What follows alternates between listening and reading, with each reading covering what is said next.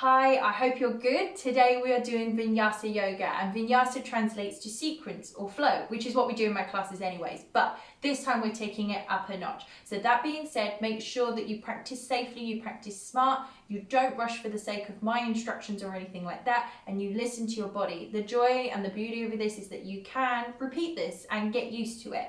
Vinyasa is great for getting your heart rate up, also great for your energy levels as well. It gives you a really nice boost and it just makes you feel good all over. So whenever you're ready, let's get started on the mat. We're starting standing up, by the way. I know that's a little bit weird because we don't tend to do that in my classes. So if you do need to chuck yourself on the floor, take a few twists, do some happy babies, hit the pause button now, do that, and I'll see you on the mat. Okay, so from a standing position, we want to make sure our feet are hip distance apart, toes facing forwards. We lengthen the tailbone down towards the heel, so you want to brush that tailbone all the way down. Lift the rib cage away from the hips, standing nice and tall. Roll your shoulders back and lift up through the crown of the head. So you don't want to feel like a soldier, kind of really standing kind of stiff and tall here. We want to feel like we're our best selves. Really trying to get that nice posture on the go, the shoulders to move back, the heart to already be nice and open, and just feel like, yeah, you're standing on top of the world. Bring the hands to come to prayer. We're going to inhale, lift the hands up towards the sky. And on your exhale, forward fold down nice and slowly. You can bend the knees when you do this. As soon as you're in your forward fold, let your arms hang down super heavy and then roll the shoulders away from the ears just a few times. Nice and loosey-goosey stuff going on. Lots of deep breaths. Then you're going to position hands onto the shins and push away from the legs, lifting that chest and heart nice and high. Really try and radiate through the spine there. Then on your exhale, forward fold down. You can hold onto the backs of the legs. We can do the same again. Push away from the shins. Inhale, lifting that chest and heart up. On your exhale, forward fold down. One more time. Inhaling to lift up. On your exhale, forward fold down. Nice job. You can straighten out the legs a bit more or fully. And sometimes I even take a nice walk on the spot. So I just alternate between bending and straightening out the legs in this position. But some days I do feel quite tight. So just really listen to your body, especially as this is the beginning of your practice. Now we're going to bend the knees, press the fingertips into the floor, step back with that left foot. So you're in a low lunge. Hands either side of that front foot, rock backwards and forwards here. So just allow the hips to warm up. Good. Lower the back knee down towards the floor. Relax the toes behind you on crescent lunge. Reach both hands up towards the sky. Beach ball in between the palms of the hands. Now here things change a little bit where you're going to bring the fingertips forward. You can see my body's kind of touching and linking to the front leg. Then you're going to reach back up again with your beach ball. So forwards and up. Keep going. Nice deep breaths the whole time. Make sure you press that front foot deep into the floor as well. Okay. Now we're going to change sides. So finish off. Come down with the fingertips. Change sides from here, stepping forwards. Into forward fold, hang down heavy, or you can grab onto the backs of the legs. Hands to shins, inhale, lifting up halfway.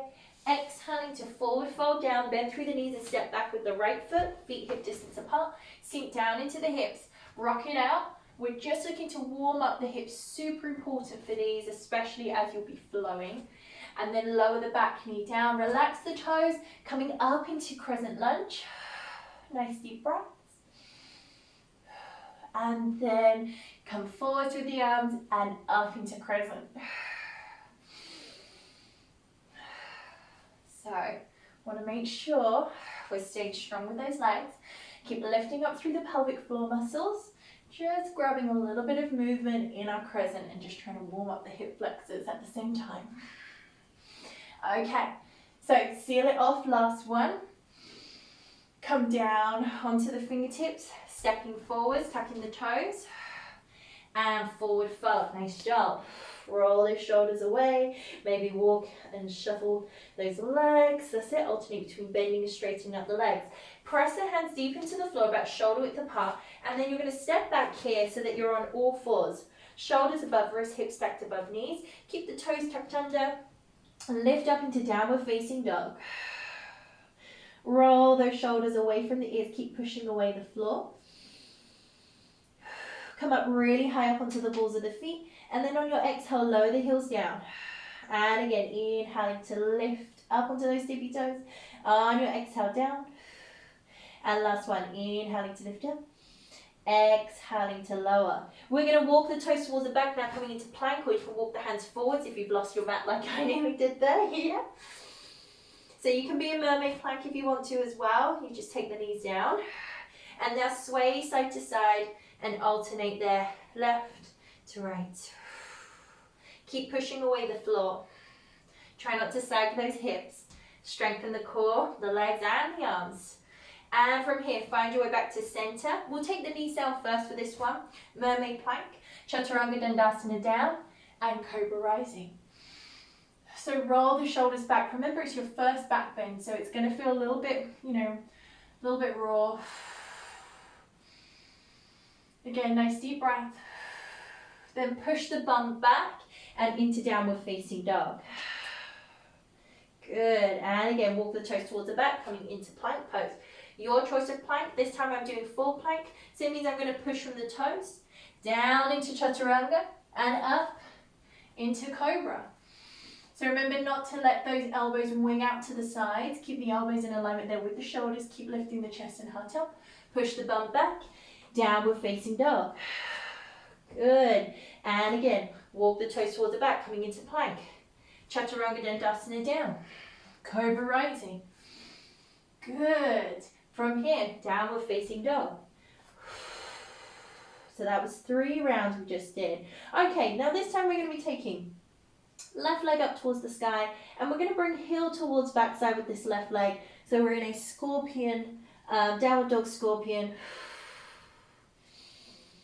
Keep lifting that left knee nice and high. Keep pushing your mat away and try and lift up your right shoulder just a little bit there so you're not kind of seesawing. Then we're going to change sides from here, lower that left foot down, brush the right toes up towards the ceiling, and bring heel towards backside, scorpion bend. So easy to kind of dump your shoulders, and I want you to lift that left shoulder up a little bit so you can square off.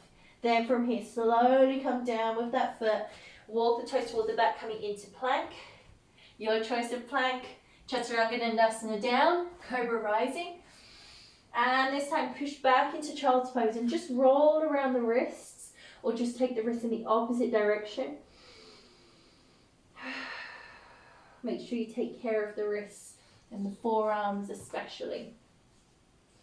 Okay, so from here we're going to come up onto all fours. All right, shoulders above wrists, hips stacked above the knees.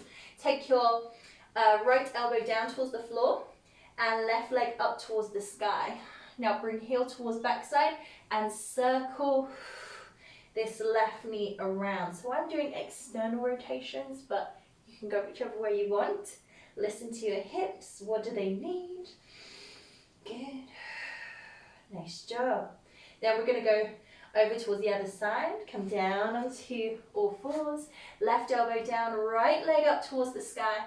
Heel towards backside and start circling this right knee around. Keep pushing away your mat. Nice deep breaths. Good. And from here, slowly come down, rise back onto all fours, tuck the toes underneath, downward facing dog. Good. Now we're going to lift this right leg up towards the sky into downward dog split. Start bending the knee and bring this knee in and up towards your chest, towards your center line. You can see I've rounded the spine like a cat stretch, and I'm in like a plank style position. Then I'm going to take it back into downward dog split. Stay still on the same leg. So weight comes forward, shoulders go above the wrists, and then of course take it back into downward dog split. So just remember that one moment you're in a plank, and the next moment you're in downward dog split. So make sure you push from the back foot as well, because that will really help you get backwards and forwards. Keep pushing away the floor. Use your cat stretch elements. Okay, we're going to change sides from here. So switch. So you've got left leg up towards the sky.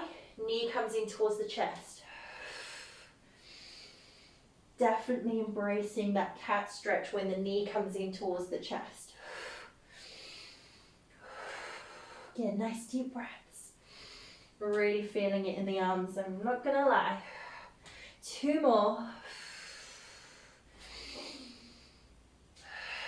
Good. Okay, so come down onto all fours. Sit yourself back. Definitely needing to roll around the wrists after that.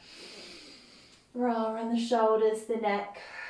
Maybe just even holding the wrists in the opposite position can really help, I have to say.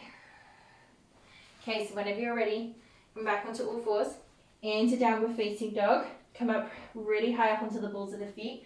Walk the feet forwards. Or walk the hands towards the feet if you need to. Feet hip distance apart, bend the knees, drop the hands down nice and heavy, and we're going to roll ourselves up to come to a standing position.